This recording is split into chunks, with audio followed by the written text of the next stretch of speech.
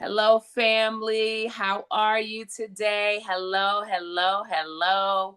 You guys know the deal on Facebook. Let me know what city and state you're from. Let me know what country you are from. We want to hear from you on tonight. Y'all know the rules. I'm talking with you, not at you. So we want to make sure that this is a participation and an effort on all parties. I got my girl with me on tonight. So I am super duper excited. Kellie Sommerville. Hey girl, how are you? I am great. How are you tonight? Can't complain. I can't complain.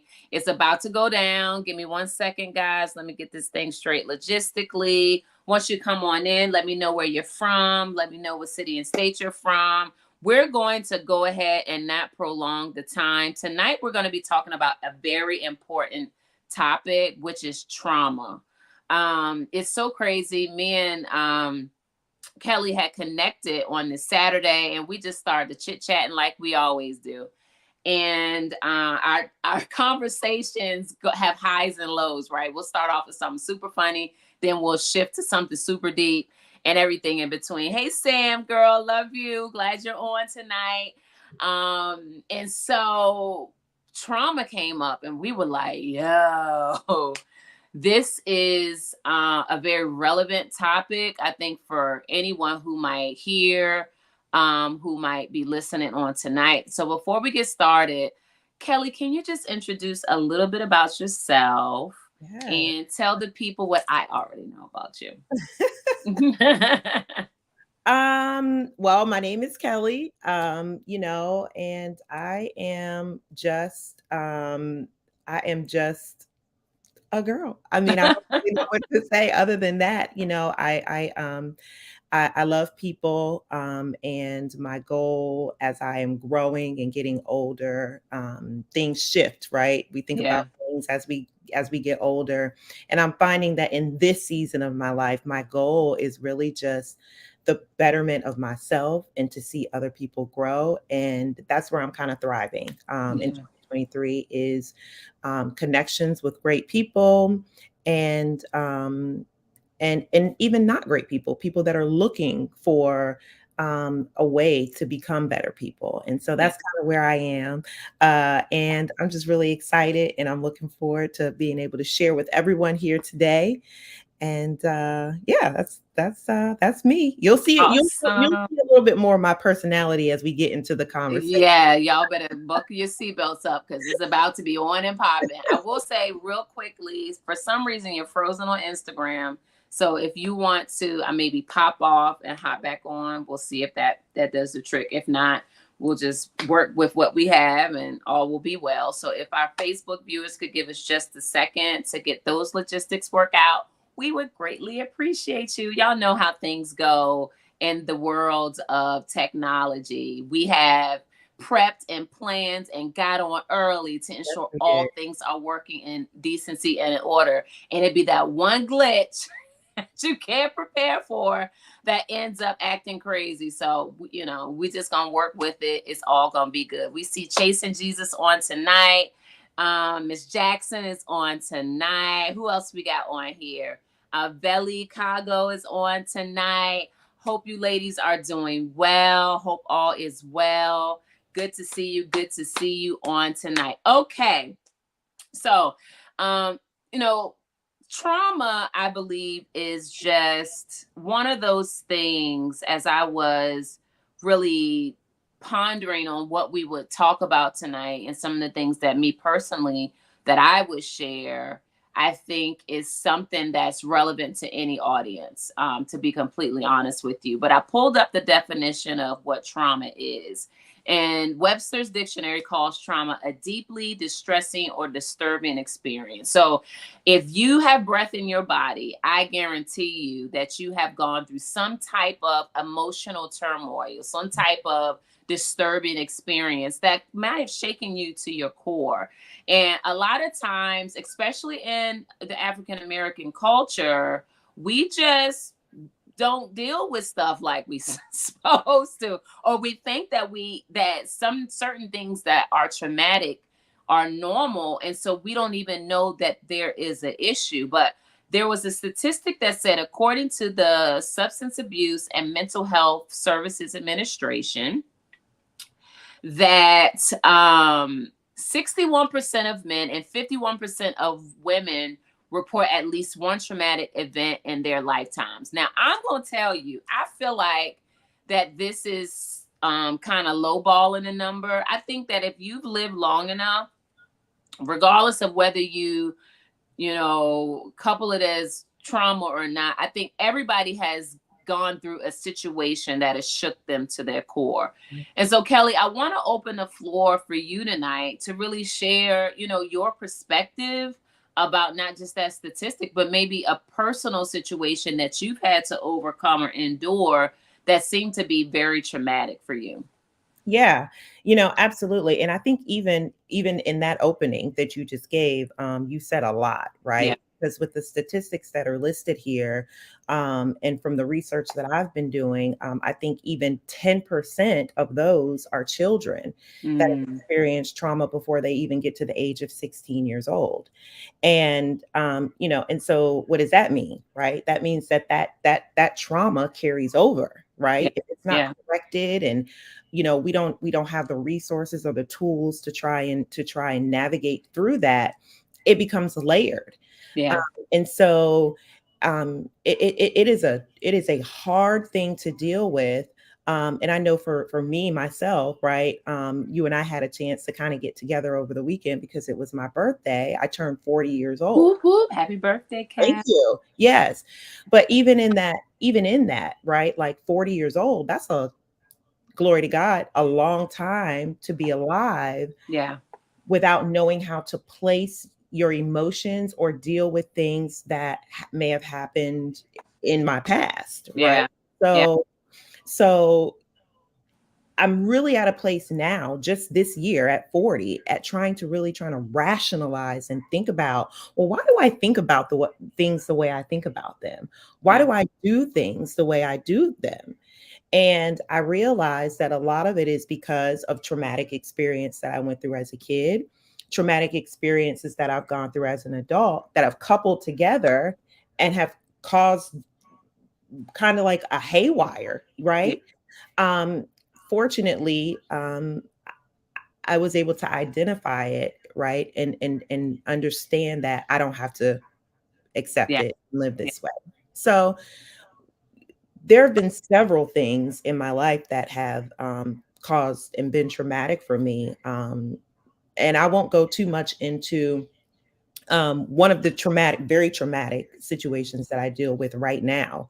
It is an extremely traumatic situation. Um, but I have been prepared, and I am preparing to deal with it every day. Yeah. Um, it's a hard thing, but with the support that I have, it's manageable. It's Mhm. manageable, and I know that there's going to be an end to that thing. But I will say specifically that there have been other traumatic experiences that I will go into and that I will share with everyone a little bit. So, as you all know, that this is not, if you don't know, this is not my first marriage, right? There was a marriage that I had prior to this one, and I was younger. I was about 28, 27, 28 years old when I got married the first time. And I was really in a space in my mind where I'm like, you know what? Like, I don't care what nobody says. I'm 28. I deserve this. I need a husband. I'm going to be a great wife. And, you know, I knew that I shouldn't have gotten into that situation, but I was so in my own feelings and thinking that Mm, I knew what I wanted for myself, that it just literally was, it could have ended me. It could have taken me out of here. Um, he was a liar. He was abusive. His family was liars. And it compounded to be the worst, single handedly, the worst decision I ever made in my entire life. wow. And it was traumatic. It was a very traumatic experience for me. And what does that then turn into? Well, I'll tell you. Mhm. Because that marriage ended, right? And so in my mind, I'm like, okay, absolutely not. Never doing that again, right? I will never go through that experience again. I don't care where you come from. I don't care how good you look. I don't care about how much money you got. It's just not happening for me, Right. right? And Mhm. so um it took a lot for me to even get to a point where I had to accept that this ain't that, right? Like what that was is not what it is for everybody.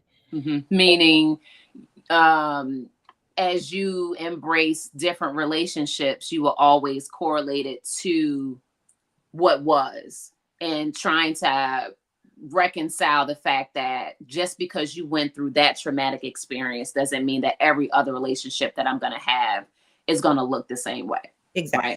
Yeah. Exactly. That's exactly right. And again, you know,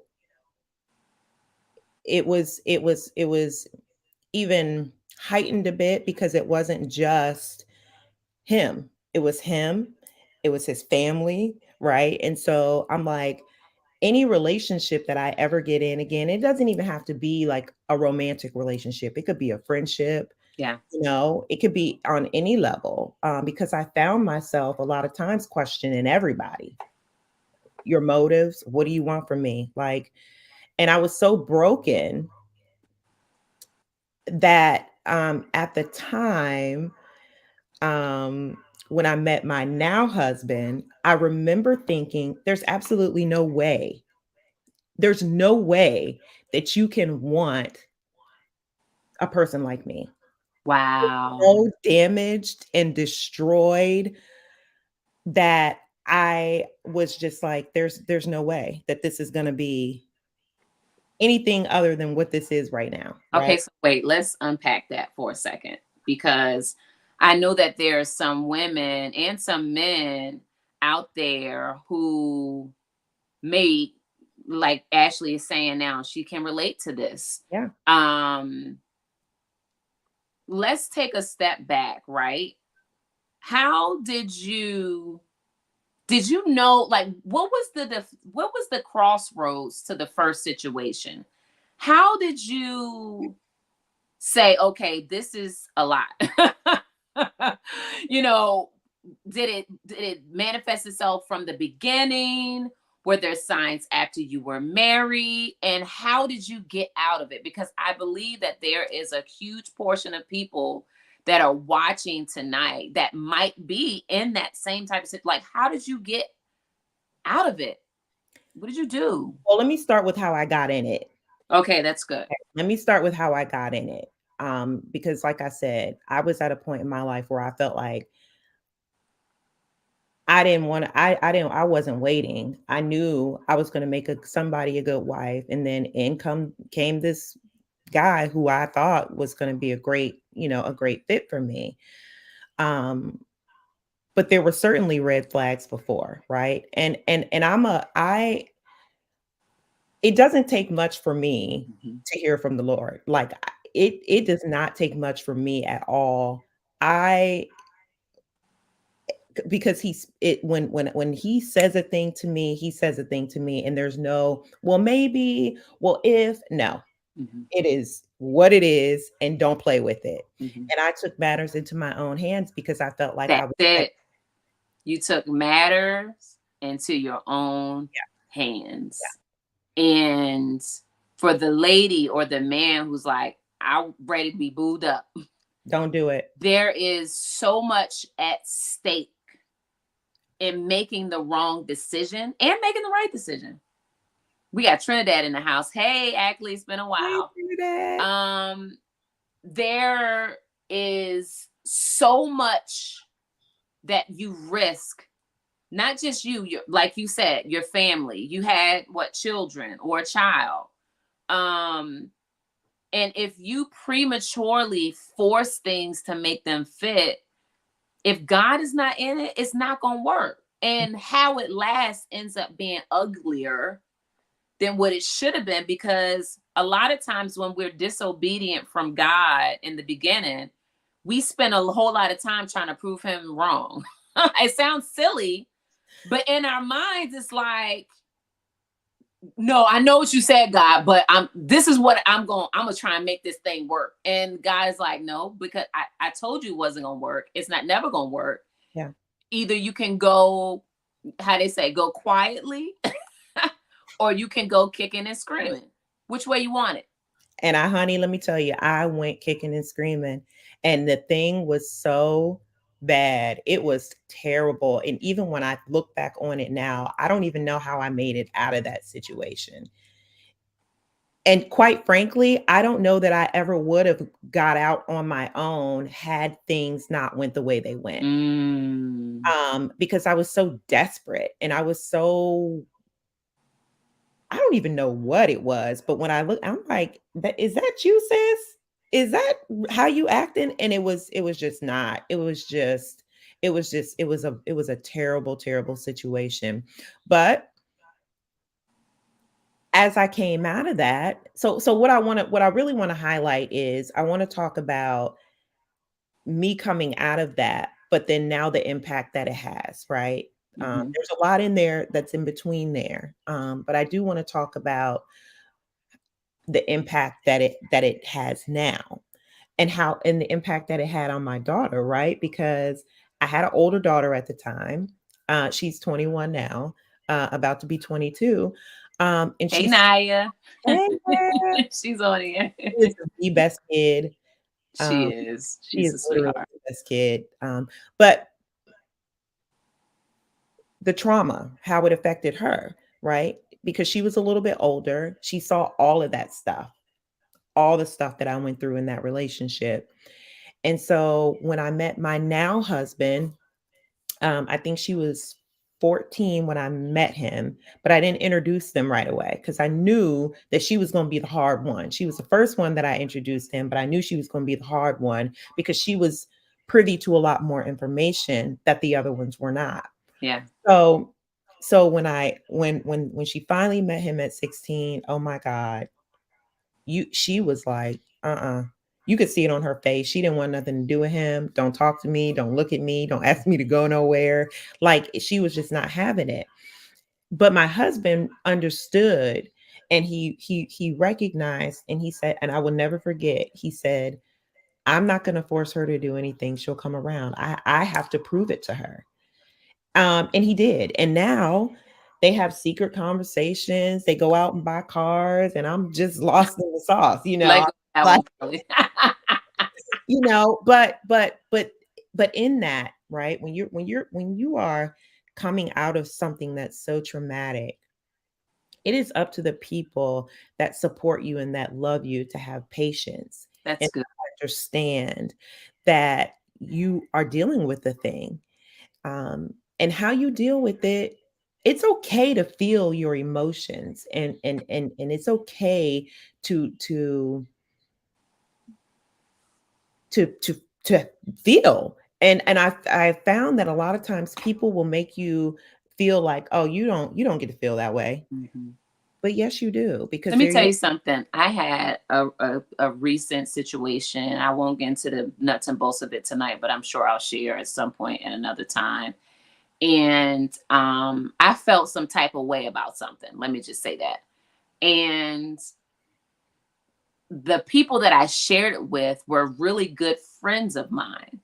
And so I automatically just knew that they would understand. They did not understand. And so it frustrated me even more because I had shared this deep wound.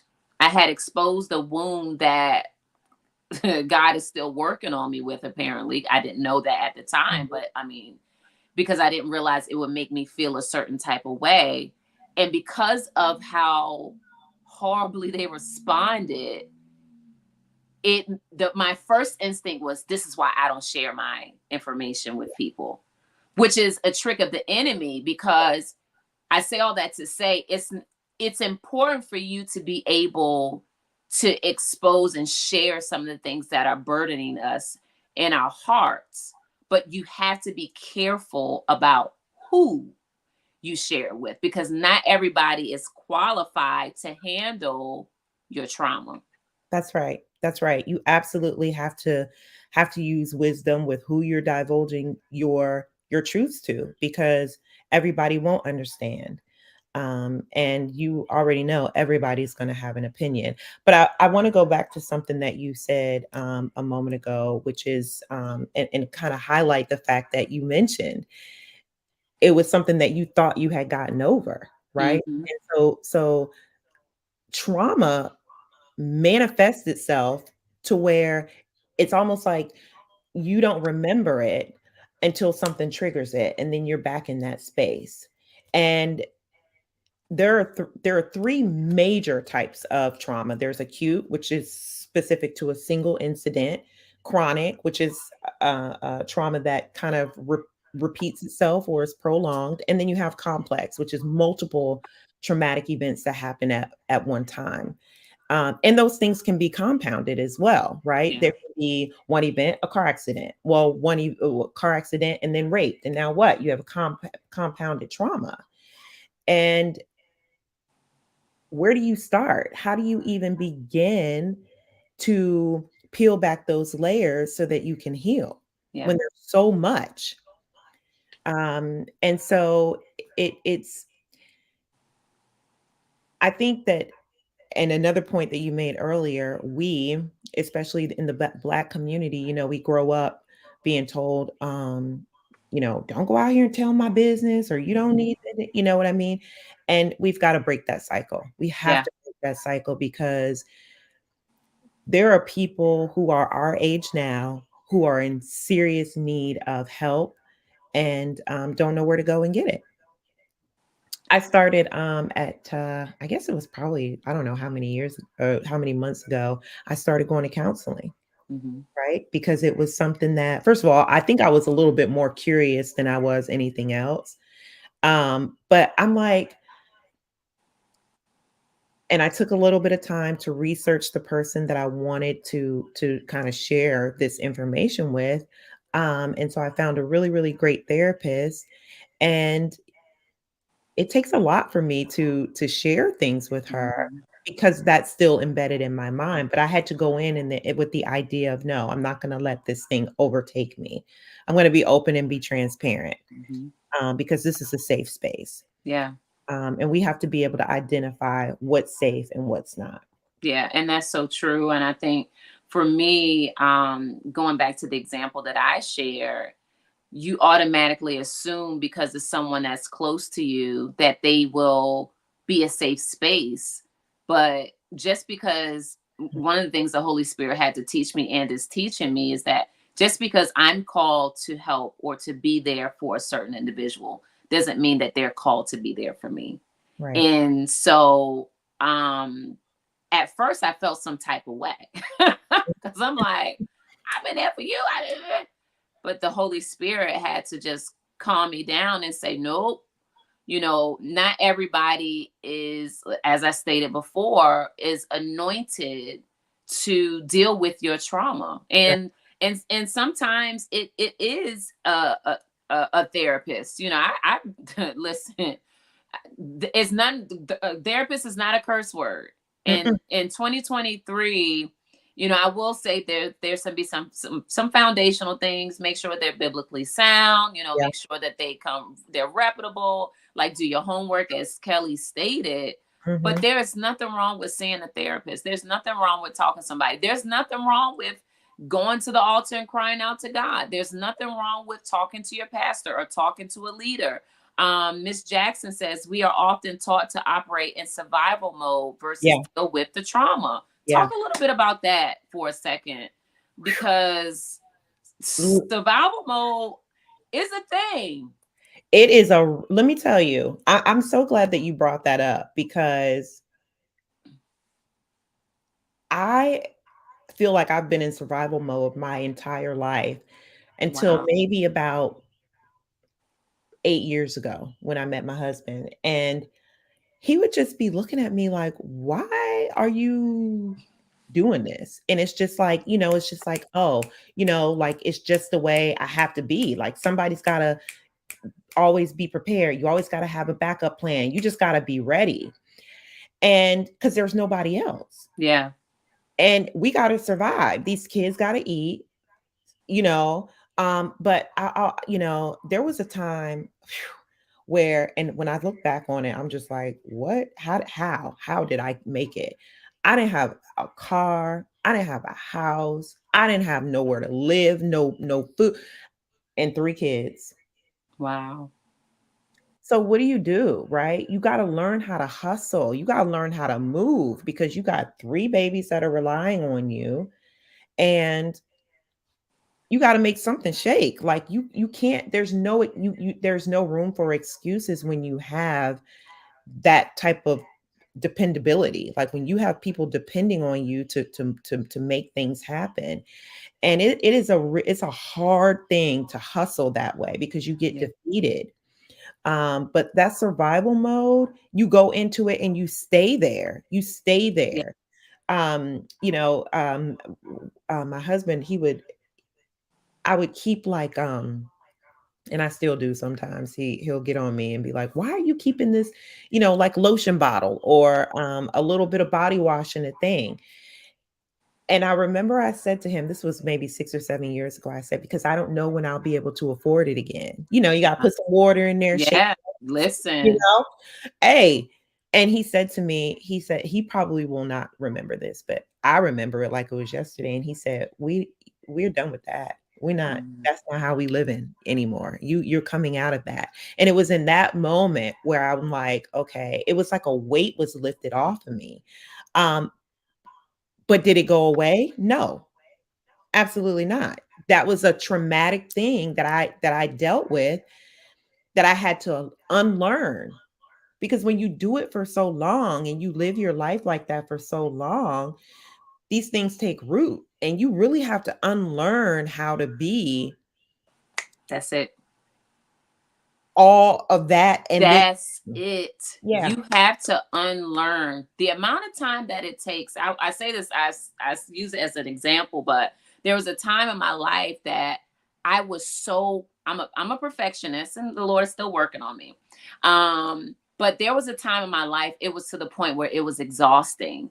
And I used to talk so bad to myself, not in front of people, but in my head yeah, when I didn't get things quite right, or if I didn't hit it right the way that I wanted to on a project, or I didn't say the right thing, or my tone was off. It was just exhausting because I would say things like, "Oh, you're stupid, you're this, you're that."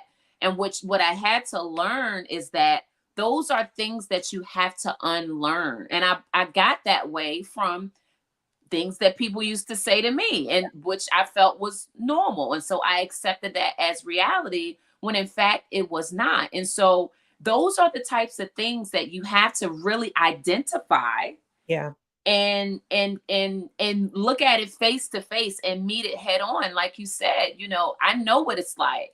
Didn't have 3 kids, but I know what it's like to not have money, to not have a place to stay, to sleep on the floor. It was survival mode. I did what I had to do. I sold clothes to get bread. I sold clothes to get gas. I wasn't going to compromise. right. At the end of the day, once things started to shift, Hmm. I didn't recognize it right away. Right. So I want you to talk to the woman or the man who has endured, right? They've had the traumatic experience. Now here comes the right person or the right job. And how you said earlier how, when your husband first came into the picture, you still was like in fight mode. And there is a responsibility of the person who's connected to someone who's dealt with trauma to be patient enough to love those walls down, but they can only get so far Yeah. if you're not willing to let them in. So talk to people that might be dealing with the fear of the same thing happening to them again. What are some pointers you can give them? Yeah. Well, the first thing I will say is to use wisdom, Yeah. right? Because going back to what we said earlier, You have to be able to discern who's coming in with the right motives and who's not. Yeah. And so you have to be able to use wisdom there. Um, for me, my situation, I'll just kind of talk a little bit about it. When I met my husband, I was in a I mean, I was bad off. It was not it was I was bad off. And so I just said, you know what? He's never going to want me anyway. I'm just going to tell the truth. And there was a lot of truth, a lot of hard truth that I had to tell, but I didn't care because I'm like, this ain't going nowhere. He's never going to want me. It's just going to be what it's going to be. And he just wouldn't I just that thing just kind of if I would have known that things would have turned out for my husband and I the way it did in that moment, I would have lied. I would have never told him everything that I was going through. I would have never told him everything that I had been through because I wouldn't have wanted him to see me in that lens. So I would have created or concocted a story to present myself better to him, right? But God said no. He had another plan. So Yeah. it was just like it is what it is. And that was the same approach that my husband had. It is what it is. Like it is what it is. You can't change it, but we not gonna stay there. We gonna roll. Like I'm gonna help you get out of it. Yeah. And so be conscious and aware of the people are that you have in your life, that you have as your support system, um, and just rely heavily on your relationship with God because that's what really brought me out. Like listening and waiting. I said I would never do another thing without waiting, and that's what I had to do. Don't get in a hurry. Um, it's just not worth it. It's just not worth it. Don't get in a hurry, people. Don't. And healing takes time. And some things that have happened in my life, God took away. Just like I don't feel it. I don't feel a residue. And there are some things that as time goes, He's healing me bit by bit. It's a process. Mhm. And it reminds me of, like, we could talk about the lepers, right? Like, all of them that were healed, only one came back. But the instructions were, as you go, you will be healed. And so sometimes things don't happen right away. It's still God. But I believe that part of that has to do with something that you just said. You vowed you would never, Vowed. ever go back to that space. Yeah. You would never go back to that place. Mhm. And so what I want someone out there to understand tonight is you cannot get stuck over what has been. Mhm. All Mm. you can do is move forward. Yeah. All you can do is move forward. So you said that this year you started your journey. You've been able to connect with a therapist that has been super helpful. What made you, what was the defining moment that you said, I need to get help? Or was it a culmination of things? I think it was a culmination of things, but I think it was just growth too, right? Like the way I did things with my oldest daughter, she she is a soldier. Like, I mean, she had her own house when she was 18. She had her own car. Like, she graduated. She's about to graduate with her master's degree. Like, but, and this is the reverse side of the trauma too. And I'll talk about this in a minute. She didn't want to repeat the cycle of her mom. So she Mm, made sure that she flipped that thing for the good for herself. But I think it was, I have a 3-year old and I have a 1-year old, right? And I want to make sure that they're growing up in the healthiest environment that they can and that they're able to, and that my oldest daughter didn't have to, um, that they don't have to experience the same things that my older daughter did because yeah, that's what matters is healthy having people your children see you healthy and live a quality of life that means something. And it's so important because it's not just you at stake. Right. Even if you don't have children, I guarantee you there are people that are watching you. There are people that look up to you, that admire you. Yeah. And, you know, you're not just doing it for you. Do it for every person that's connected to your destiny. Mm-hmm. Do it for every person that you are supposed to be connected to in your future. Yeah. And I people don't really know Kellie the way that I know Kellie. Me and her are kindred spirits in the fact of people know of us, but they don't really know us. And I guarantee you that most of the people who are watching this that do know her probably never knew this part of her story. And I will say to Kellie just openly how I am just proud of you for all that you have been able to overcome. I remember when we met and you was like, girl, I ain't got nowhere to stay. Girl. And she was just, like, girl, I'm a hot mess, girl. I'm staying up in this. I'm sure she might be saying this part. no, not at I'm all. staying up in this hotel. I don't know where we're gonna go. You would have never thought in a million years that's what was happening. But I believe that God placed me in her life at that time, and vice versa, because especially as if you're a single parent, the grind of it all, baby, it's not a game. Not a game. And so there might be somebody out there tonight that's like, yo, I don't even really know what to do. I want to be better. I want to do better, but I'm fighting for my life. And what I want to highlight tonight is that Kellie is the perfect example that there is no way you can stay where you are. She is the perfect example of someone who, in her own words, never thought that she would make it to a place where now someone even loves her. She didn't even think that she was worth it.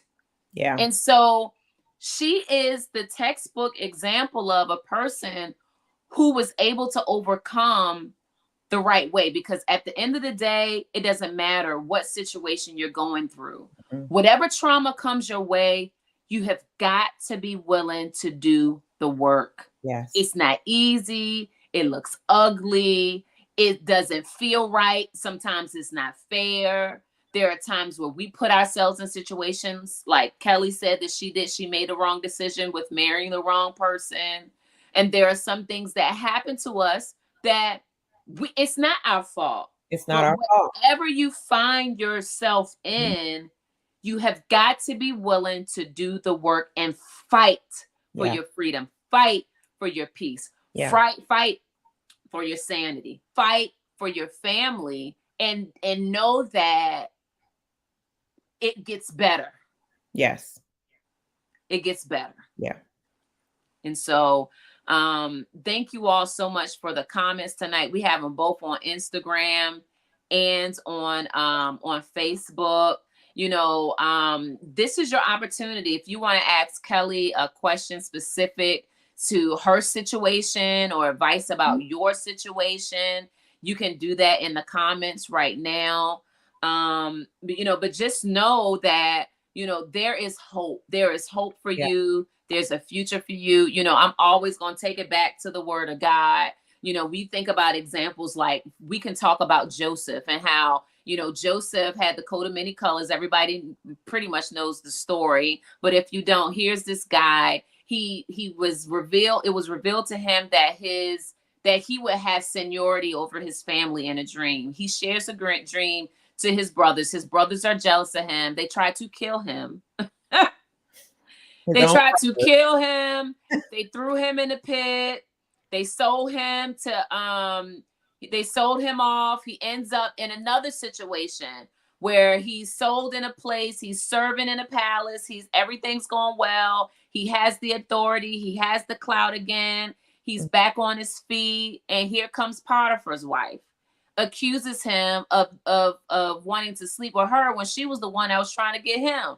And so then he gets accused of something he did not do, lands himself in jail over a lie, and then, you know, in jail he becomes this grandioso where the prison guards trust him with the whole jail, so he in the jail but he's running it. My God. And he helps the people in jail. He tells them, don't forget about me. Don't you forget about me when you get out here. Can you please let them know I'm in here and I need to get out? Well, what does the person do? They forget about him until another situation arises where there is a need from the king to interpret a dream. Well, guess who's there? The dreamer, right in prison where he doesn't belong because somebody lied on him. And so, and at the end, it all comes together. And what I want to highlight about that story is there's a part even in there where even with Joseph, when he went in every situation, he was content where he found himself in. But the trauma was still revealed because when he did finally meet his brothers, they said he sobbed. He sobbed. And he tried to set them up a little bit. So just a little bit. A little bit. But he came to. But I say all that to say that at the end of the day, he made a statement that most preachers use to this day. You know, you meant it for evil, but God meant it for good to save many souls alive. And so that person who did that to you, or that job who fired you, they meant it for evil. Yeah. But what you have to know is that what God is about to do in your life, it's going to make up for it all. Yeah. You have to just do the work and identify the areas in your life that you need to grow in. Yeah. And, you know, Kellie said, you know, she turned 40 and was like, okay, now it's time for me to just get my entire situation together. Yeah. And some things happen bit by bit. Some things happen overnight. Some things happen instantly. But you have to do the work. You have to do the work. You have to do the work. It is not an easy work, but it's worth it. And there will be some challenges. Some people will fall off. They won't understand the process, and that's okay. But you have an obligation to yourself, an obligation to those that are attached to you, to become a better version of yourself. And it's okay.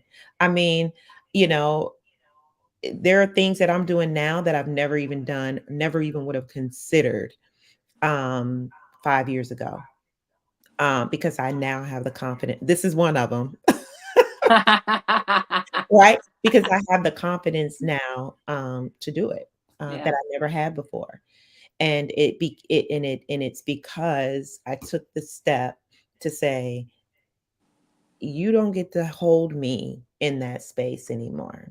The trauma that I experienced doesn't get to keep me in the mindset of feeling like I'm not worthy, because yes, I am. And so are you. We all are. Yeah. But you have to identify that thing and yank it by the root, because it is a stronghold and it will try to keep you bound. But we're coming out together, and you got to do whatever you have to do in order to make that happen for yourself.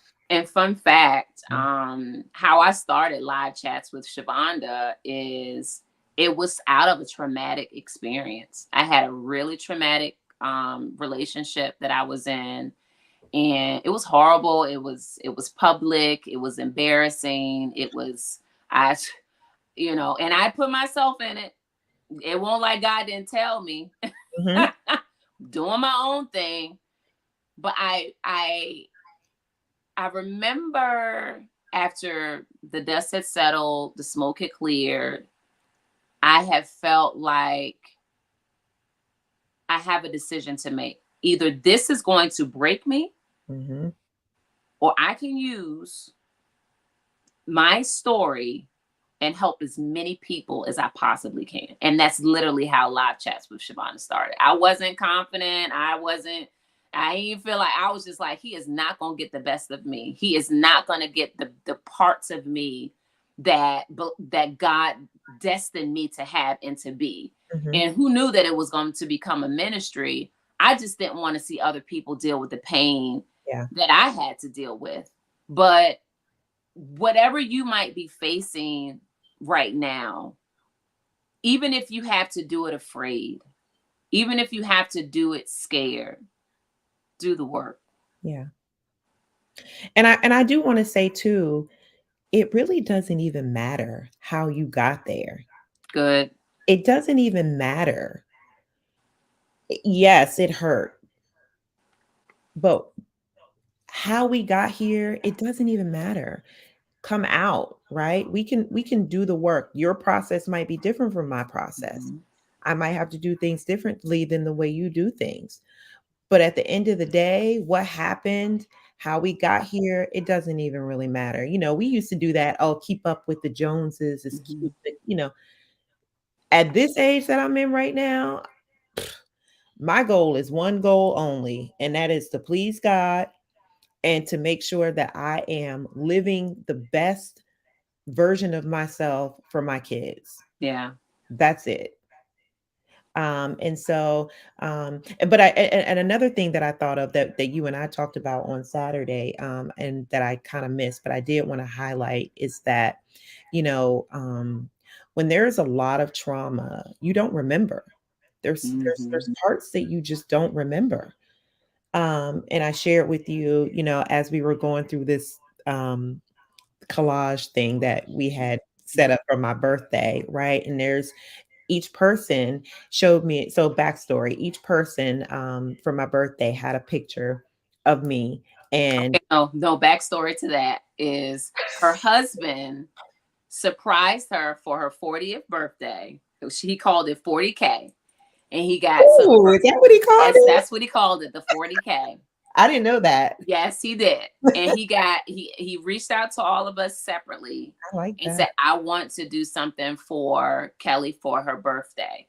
And so we all were responsible. He's got a few of her friends together, and we all were responsible for sharing parts of her life with her. So, like mine, I was the one that picked her up from the house, and we went to Starbucks and we pulled out a picture.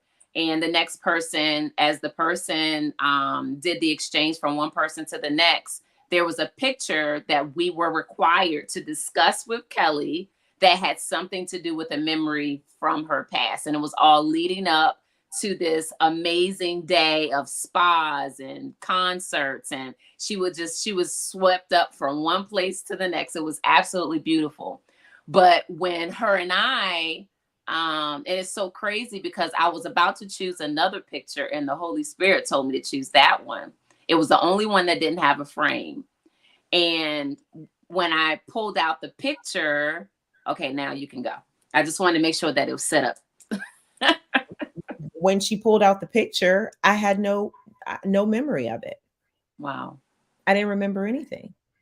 And it wasn't even just that photo, believe it or not. It was each photo that each person pulled out. I'm like, I don't remember. I have no idea. I don't know who I was at that time. Clearly I was a little girl. I don't remember any like major moments of happiness. There was nothing tied to it. Because my childhood was traumatic. It was a Mm. traumatic time for me.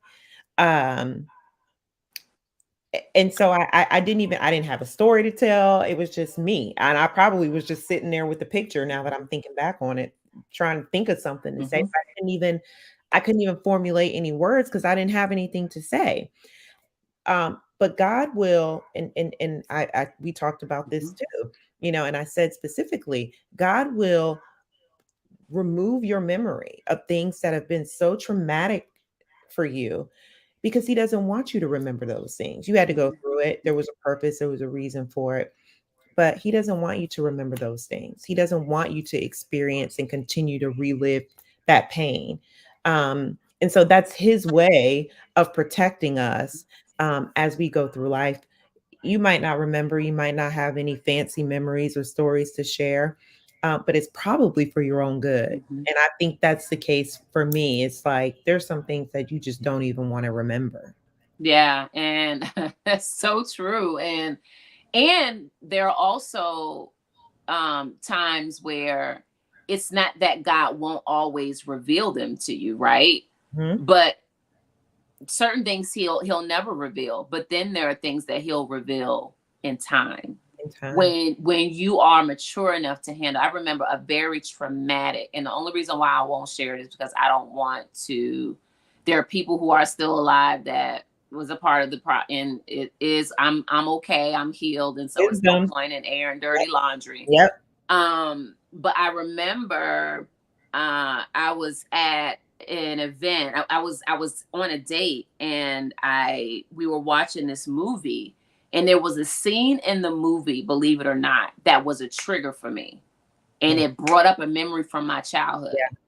And when I say it was not a memory that you want to remember on a date, it was not. Yeah.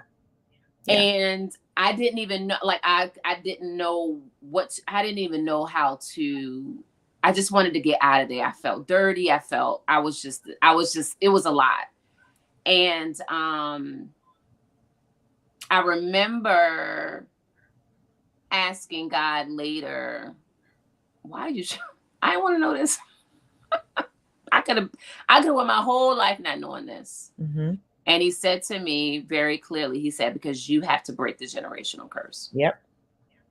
And so from that time frame on, there were specific prayers that I began to pray for my family, for loved ones, so that those things could be broken. So there are times where God will reveal, and then some things God will keep hidden because simply we're not ready to deal with those things. And Yeah. so what we've heard a lot tonight is about not trying to force God's hand. You can't make him do what God does not want to do.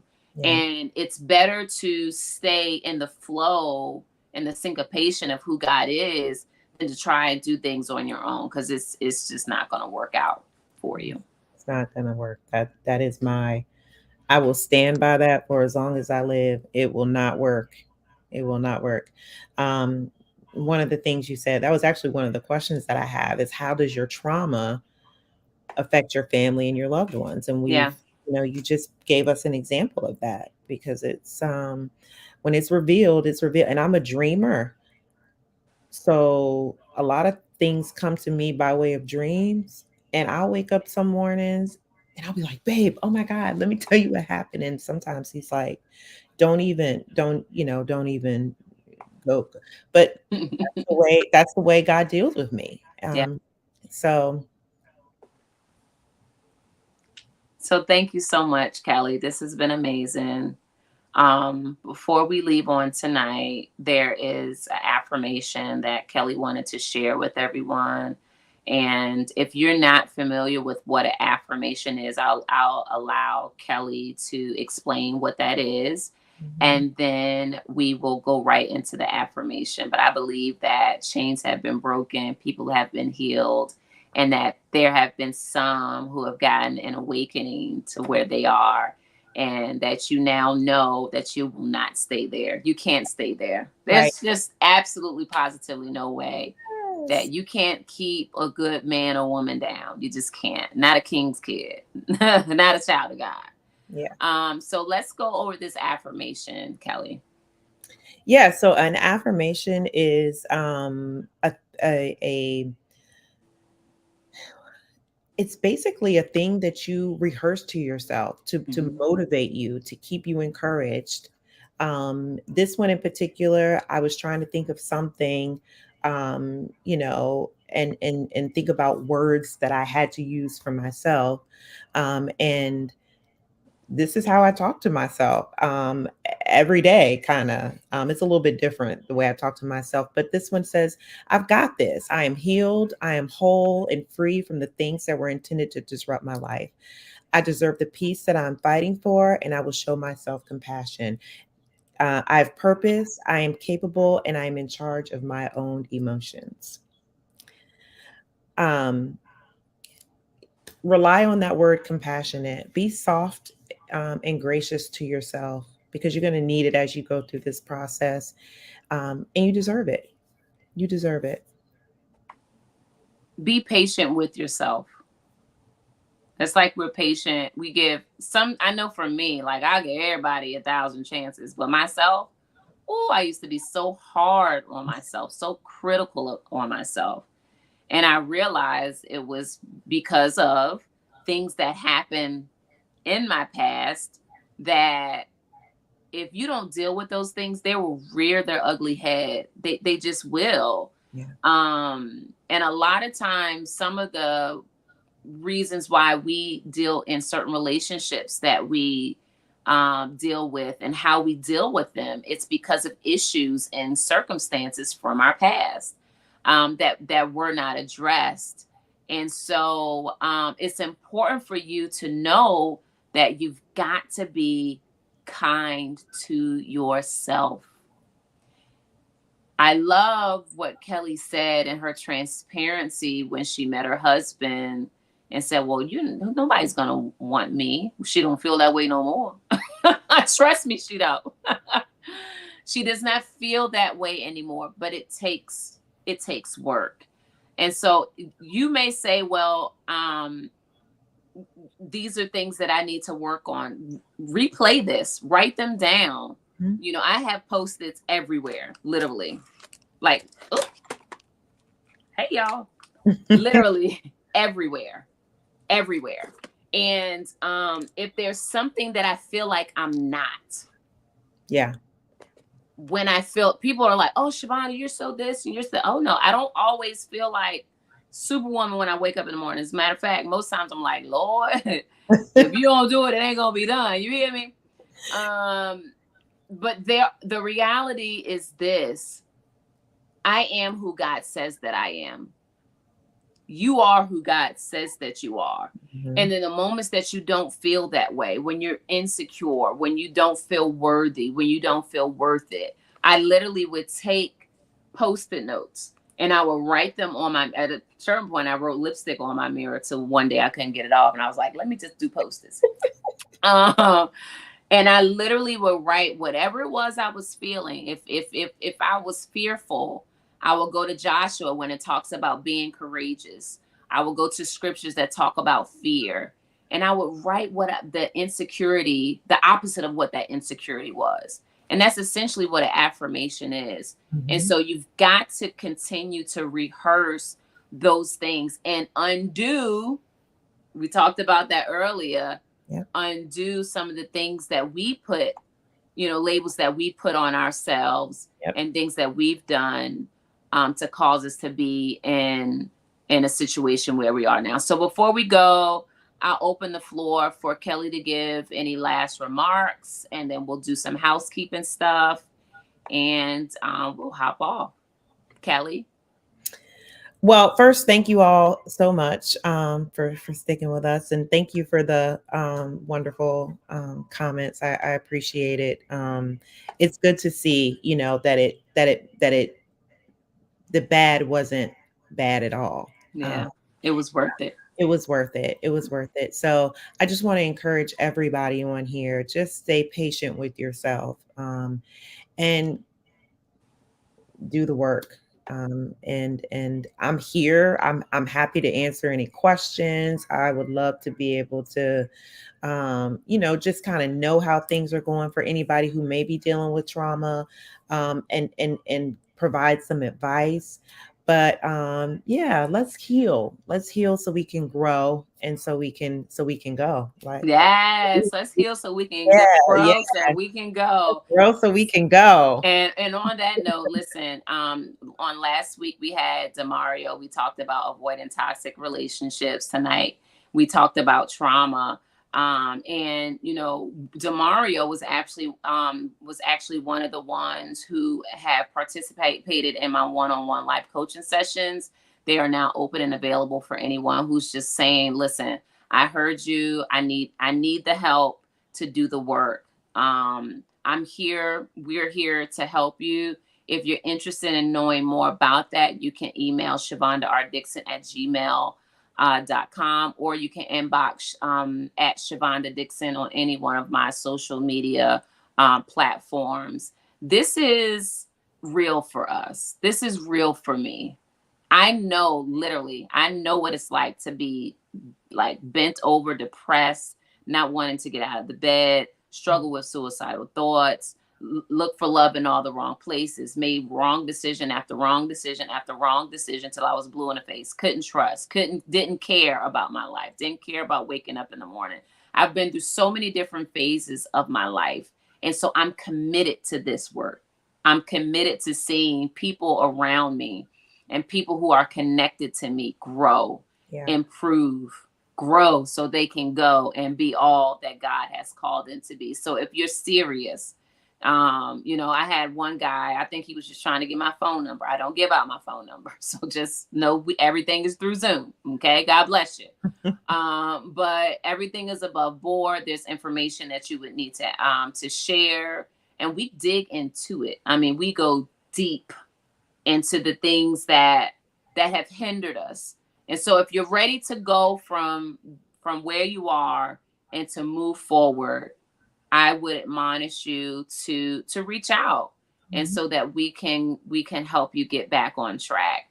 And then obviously, last but not least, you know that I am the proud owner of Jesus Ruby Clothing, where you can be cute, Christian, and classy. My shop is the www.thejgshop.com, where you can get cute, comfortable, affordable, trendy clothes, statement pieces. So if you haven't checked it out yet, I would admonish you to do so. Last but certainly not least, we have our But Clearly podcast. That's going to be happening tomorrow. Make sure that you go to YouTube, follow But Clearly, but Clearly podcast. We have a new episode dropping every Tuesday. Also, subscribe to Shavonda Dixon on YouTube. That's a thing, y'all.